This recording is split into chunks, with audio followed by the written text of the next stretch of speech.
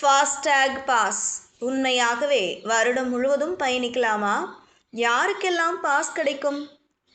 வணக்கம் செய்தி புனல் நேயர்களே. இந்திய தேசிய நெடுஞ்சாலைகளில் உள்ள சுங்கச்சாவடிகளில் ஒவ்வொரு முறையும் கட்டணம் செலுத்துவதை தவிர்க்கும் பொருட்டு அறிவிக்கப்பட்டுள்ள வருடாந்திர பாஸ் தொடர்பான சந்தேகங்களை பூர்த்தி செய்து கொள்வோம். இந்தியாவின் தேசிய நெடுஞ்சாலைகளில் வசதியை மேம்படுத்துவதையும் பயண செலவுகளை குறைப்பதையும் நோக்கமாக கொண்டு கார்கள், ஜீப்புகள் மற்றும் வேன்கள் போன்ற வணிக நோக்கமற்ற தனியார் வாகனங்களுக்கு சாலை போக்குவரத்து மற்றும் நெடுஞ்சாலைகள் அமைச்சகம் புதிய ஃபாஸ்டேக் அடிப்படையிலான வருடாந்திர பாஸை அறிமுகப்படுத்தியுள்ளது.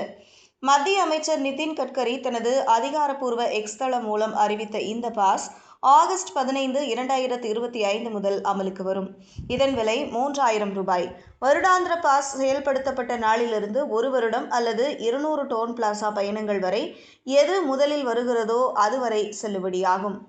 அதன் பொருள், அடிக்கடி பயணிப்பவர்கள் ஒவ்வொரு கிராசிங்கிற்கும் சுங்கச்சாவடிகளில் நிற்காமல் தடையற்ற பயணத்தை அனுபவிக்க முடியும். இது காத்திருப்பு நேரங்களையும் நெரிசலையும் கணிசமாக குறைக்கிறது. இந்த பாஸ் அனைத்து தேசிய நெடுஞ்சாலைகள் மற்றும் மத்திய அரசு விரைவுச்சாலைகளையும் உள்ளடக்கியது. ஆனால் கங்கா விரைவுச்சாலை மற்றும் மும்பை புனே விரைவுச்சாலை போன்ற சுங்கச்சாவடிகள் மற்றும் விரைவுச்சாலைகளில் இலவசமாக பயணிப்பதற்கு விலக்கு அளிக்கிறது.